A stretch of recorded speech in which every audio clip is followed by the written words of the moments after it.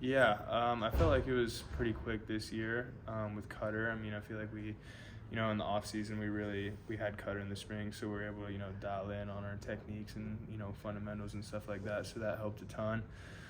At today's practice, I feel like we had a little low for the offense, and I feel like it hasn't been like that throughout the whole camp. So we need to figure that out. As a unit, everyone needs to do their job, and that's how you're successful on offense is everyone doing their job, and when we can do that, we're super efficient on offense. So I know you got a dream of playing in the next level. Do you ever sit back and think about who your offensive coordinator is right now? Yeah, I mean, I think about it. I'm more focused on just my being able to just get better every day.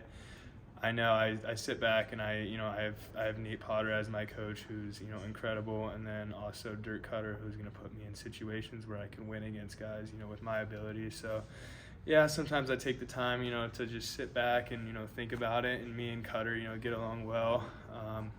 Obviously he's high stress, he's got to deal with the whole offense, but we're able to sit down sometimes and get into meetings together and really watch some film and some tight ends that played big time ball. How much of a luxury is that? And I mean, I guess how much of a luxury is it to have that guy in the room, and how much does he enjoy it? It seems like he's legitimately enjoying this. Yeah, no, he's enjoying it. I think the reason why he's enjoying it is because he's got the players on offense to do it. It's just we need to get out there, and like I said, it's everyone working together. We need to do it. So he's not going to get out on the field and play. He's going to put us in the right position and make the right play calls. We're the ones who need to execute it as a unit. What was the tipping point with you becoming more confident?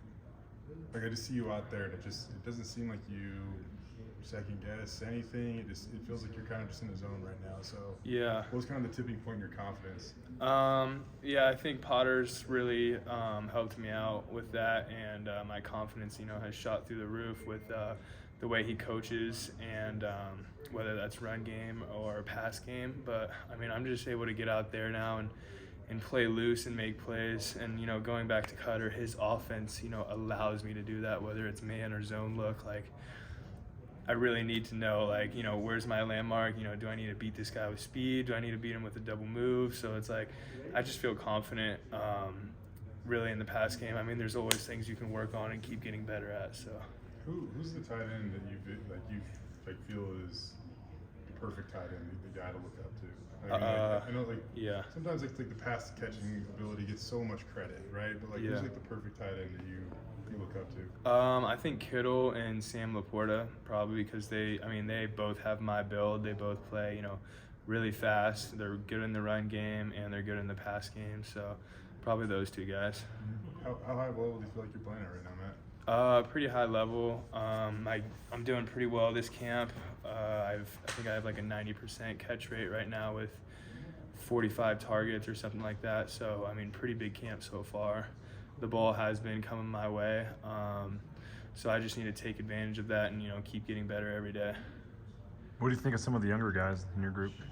I think they're really stepping up, to be honest with you. Luke Voorhees is doing a great job. Wagner is doing a great job. And then behind those guys, Terry has really stepped up in his role too. Mitch has been out for a little while, but we're excited to get Mitch back, which is exciting. And then Caden Anderson is also healing from an ACL. And we have Oliver Fisher, who, he's taken a big step, but he still needs to, grow a little bit more. I feel like we have, dudes to do it though. So we play, efficiently, and we also added T. Crow to the room too. So he's playing a little bit of F, which is pretty sweet. Physical, big guy, athletic. And that's good for me because I play the same position as he's playing, so I can really teach him the fundamentals and technique to be successful in that spot. So I feel like we have a pretty good room. I was going to ask you about Crow because I asked him what position does he consider himself, and he said football player. What do you make of him and the way he's getting moved around? And it seems like he's going to have a pretty big impact somewhere on the offense. Yeah, the thing about Crow is, we have to play him. He's a good athlete. He's positive. He brings a certain vibe to the offense and our offensive unit and the team. So I think we're going to play him, at that fullback spot, and, we're going to find a role for him, whether that's 2 plays a game or whether that's 20 plays a game. He's going to do his job, so we're excited about Crow. Talking with, guys like Jonah, senior leaders on the team, and we talk about goals and expectations for this team. He talks about this program going a place that it's never gone before. What do you think of when you talk about goals and expectations and what you want this team to accomplish this year?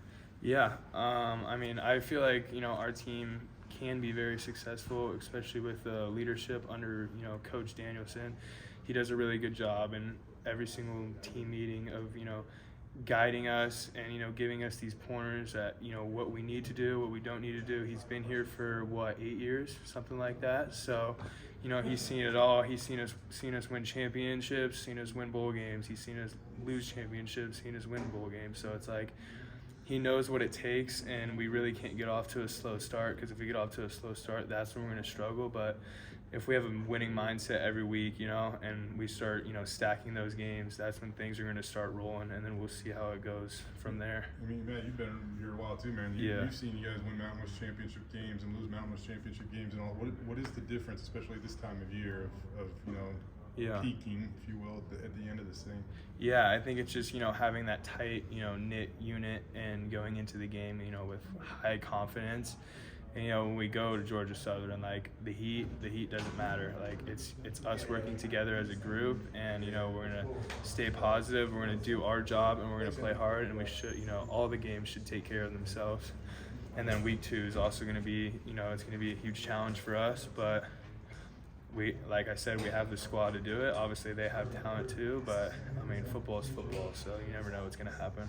Well, do you think do you have CFP playoff dreams? Yeah. Yourself, like I said, I don't know. Jonah's one of the guys pretty open about chasing that goal. Like, what do you think about that? Yeah, I definitely think we can make it to the college football playoffs. And that's way down the road. Right now, I'm kind of just focused on Georgia Southern and how can we beat them, and then it's just week by week. So, yes, sir. All right, one more.